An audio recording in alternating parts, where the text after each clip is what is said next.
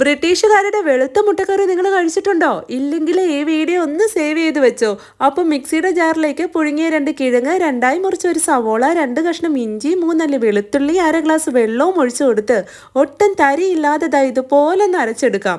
ഇനി ഒരു പാൻ അടുപ്പത്ത് വെച്ച് കുറച്ച് എണ്ണ ഒഴിച്ചു കൊടുത്ത് എണ്ണയൊന്ന് ചൂടാകുമ്പോൾ 1 ടീസ്പൂൺ കടുക്, എരിവിന് ആവശ്യത്തിന് പച്ചമുളക്, മുളകൊന്ന് മൂത്ത് വരുന്നവരെ ഇളക്കി കൊടുത്ത് അരച്ചു വെച്ച കിഴങ്ങിൻ്റെ മിക്സും ഒഴിച്ചു കൊടുത്ത് ആവശ്യത്തിന് ഉപ്പും ചേർത്ത് 1 ടീസ്പൂൺ കുരുമുളക് പൊടിയും ഇട്ട് കൊടുത്ത് നല്ലപോലെ ഇളക്കി മിക്സ് ചെയ്ത് ചെറുതായി ഒന്ന് തിളച്ച് വരുമ്പോൾ പുഴുങ്ങി വരഞ്ഞു വെച്ചിരിക്കുന്ന 2 മുട്ടയും ചേർത്ത് മുട്ടയിലേക്ക് ഗ്രേവി നല്ല പോലെ ഒന്ന് പിടിച്ച് വരാനായിട്ട് ഒരു 2 മിനിറ്റ് കൂടെ ചെറുതീയിലിട്ടൊന്ന് തിളപ്പിച്ച് തീ ഓഫ് ചെയ്യാം.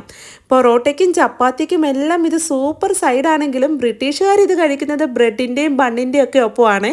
ചൂടോട് ഇതുപോലെ ബ്രെഡിലേക്ക് ഒഴിച്ച് അതിൽ നിന്ന് കുറച്ച് ഇങ്ങനെ എടുത്ത് കഴിച്ചാലുണ്ടല്ലോ, നിങ്ങളും ഇനി ബ്രിട്ടീഷുകാരുടെ വെളുത്ത മുട്ടക്കറിയുടെ ഫാനാകും.